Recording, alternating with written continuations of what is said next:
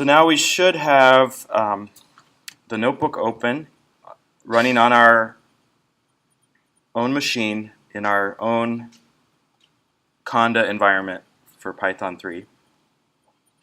And we're going to quickly go through this Python crash course, which will expose you to a bunch of different things about the Python language. So the syntax that we use, some different data types, some loops and control structures, and a brief introduction to NumPy, SciPy, and the math packages. So what happens here, and as I mentioned during the break, if you need to exit this session, you can always close the window of the notebook, and you can also close the main Jupyter window, which always has this like local host where it's hosted thing, and then you go back to your terminal and you can type Control-C and then Control-C again. So this will, I'll just do this for a demonstration. It says, do you want to shut this down? I'm going to type no, but if I wanted to, I would type yes. Yeah, it says no answer, so it's just going to resume. Okay, so let's get started. So the first thing we're going to do is we're going to import some modules. So and the main thing, if you look up here, there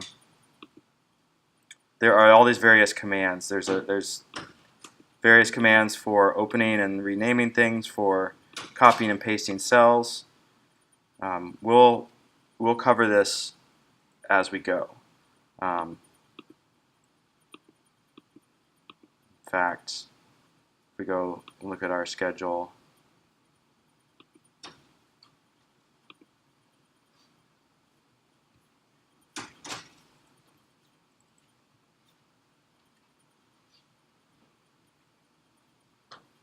we will have a review of this later, but we'll cover this as we go. So the main keyboard shortcuts that are good to know are you can use arrows to move around, up and down arrows, and left and right arrows. You can also use your mouse to select different cells. And then to execute the content of a cell, you can, this would run everything. You can, I think this actually just runs, yeah, this just runs one cell. You can run all cells. But the typical way that you execute a cell is by pressing the Shift button, hold down the Shift button, and then hit Return or Enter. That's the key one. So if you just hit Enter by itself, it will edit the cell. If you want to stop editing the cell, you can hit Escape. Now all of these keyboard shortcuts are listed under the Help menu. If you go to Help and then Keyboard Shortcuts, you will see all these different commands, but the main one is Shift Enter, this one here, and Enter to enter edit mode, and Escape to exit. And should be here somewhere. Yeah, Escape to exit. There's a lot of shortcuts. You can do a lot of it with these buttons and menu options, and you'll also get some coverage of this in the McKinney book, the Python for Data Analysis book. Okay, so we've entered these first two cells. Now let's go to the third one. Now the other thing to point out is that you can still see all the output from these cells because I ran the notebook and saved it and then uploaded it to GitHub, so all of the output is saved in the notebook. So what let's do is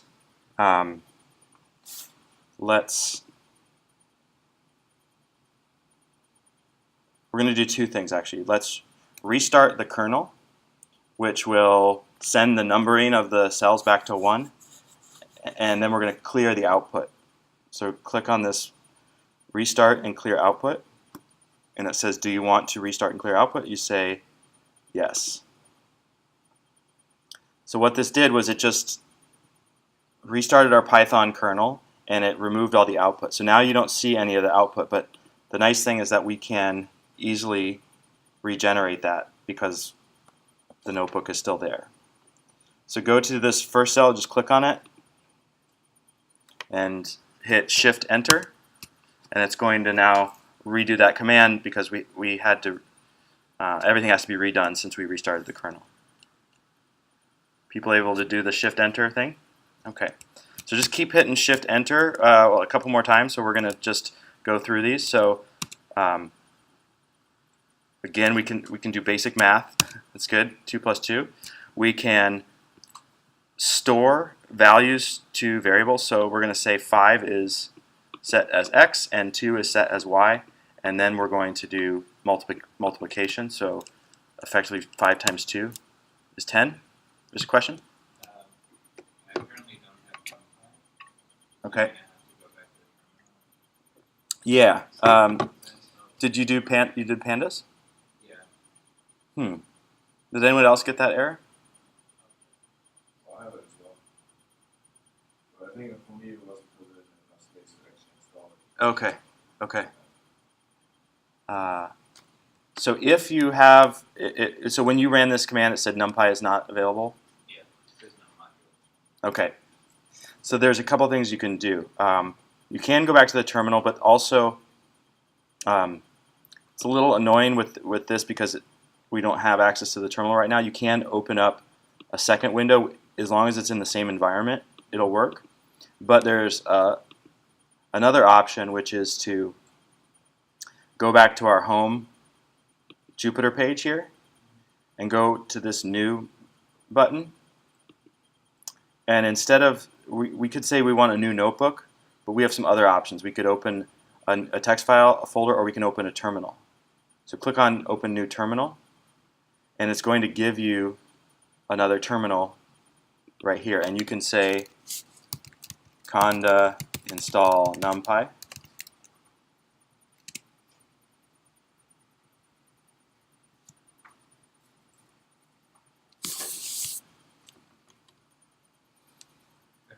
And it worked?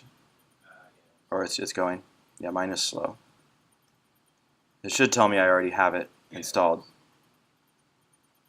But yours worked? Okay, great. So this is a really useful thing. If you're in a notebook and you don't want to go back to your terminal on your Mac, you can open a terminal within Jupyter, and it will give you this. It will still interface with your computer, and you can install any missing packages that you don't have that you need to run the notebook. So Luke, if you then went back into your terminal and you were trying, like for him to try to use NumPy, would it be there? Yeah, it would be there on your. Okay. This is just a different type of terminal. Yeah. It still is the same. That's why you're seeing all these. It knows it's in the same place. It has all the same settings of using my bash profile and stuff like that. Okay. So if you now go back and you re-execute this cell, now it should work. Yeah. Okay, great. Okay, so we're just doing some basic, I'm just showing you some basic syntax of Python. It's very straightforward at this point. To do an exponent, you do a double star. So this would be x raised to the power of y, which is 5 raised to the power of 2, so 5 squared is 25. You can print some text to the screen. So we're going to print, and then in quotes, hello world. We can also print or display a string that has inputs from various variable values. So we can say we're going to print a string raised to the power of another string equals a third string. So and then we're going to use this parenthetical notation to say, okay, the first string is going to be x, the second string is going to be y, and the third string is going to be x to the power of y. So if we then hit enter here, it's going to print out the sentence but input the values of these variables. This is a silly question, but how do you put in that little string sign? This one? Yeah. It's just a percent sign. So it'd be, Oh, it just looks weird. yeah, this looks weird here. Yeah, it's just shift 5. Gotcha. Yeah. I didn't And realize it was that. in this lesson, I'm not making you type out all these commands, right? It makes it easier for you to follow along if you just download the notebook and just hit shift enter a bunch of times. You'll get used to that. But for the exercises in Shaw, as you know, you have to do a lot of typing. So you're going to get your typing in your assignments or your homeworks, and for the class, the main point is just to be able to follow along and see what's happening. So there's a bunch of different data types in Python. There's Boolean values, which is named after this guy named Boole, who came up with the logic behind it. Basically, it's true and false.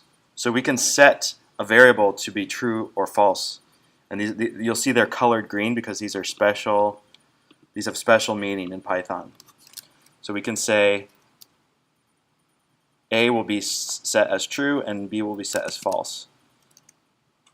So if we then do a double equal sign, which is not, so a single equal sign is storing a value. We say the value on the right we want to store as the variable on the left. When we have a double equal sign, we're asking, are these things equivalent? So this is a common syntax in computer science, but if you haven't seen it before, it takes some getting used to. So these are very different things. Here we're saying A is being stored as true and B is being stored as false. Here we're saying, is A equivalent to true?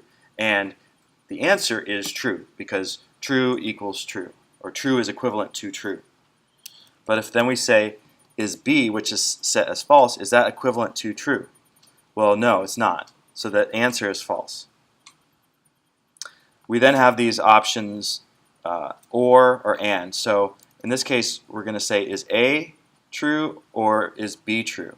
Well, we know A is true and B is false, so the answer should be yes or true.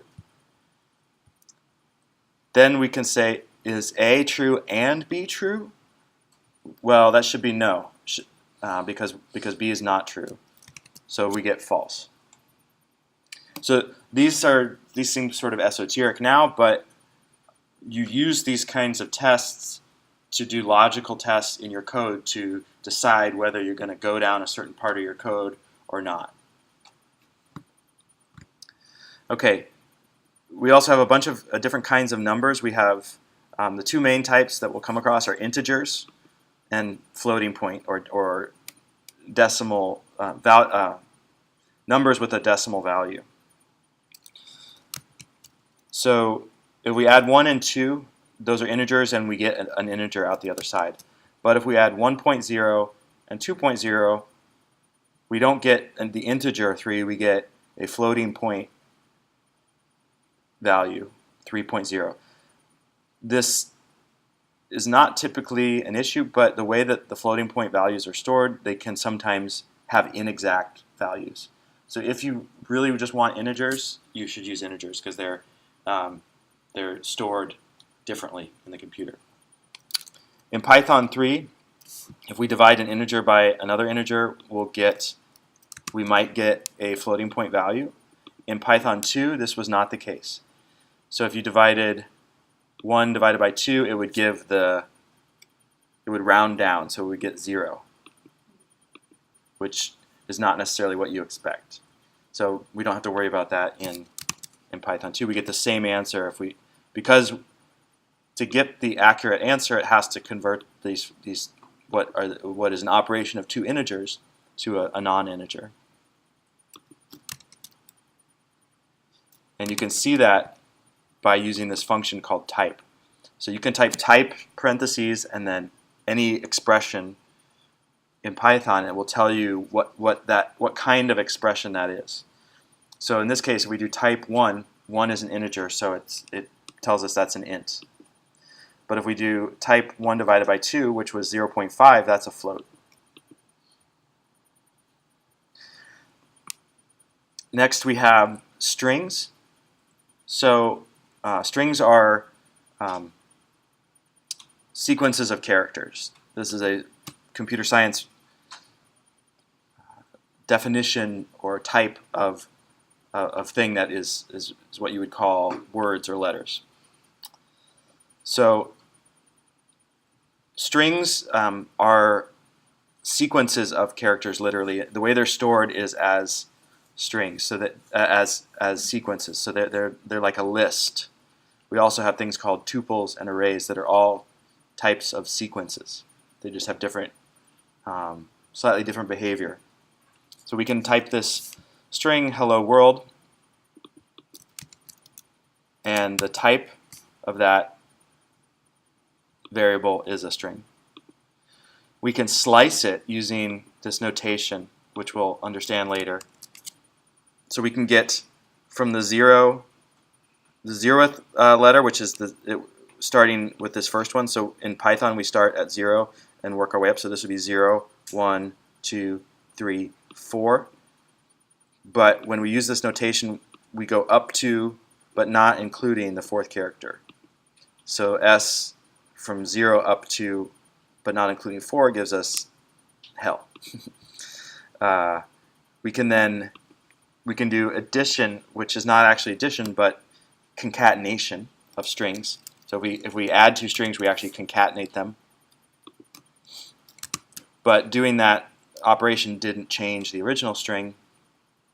If we wanted to change the value of the original string, we would say S is assigned to the value of S plus this exclamation mark. And now when we print the value of S, we get hello world.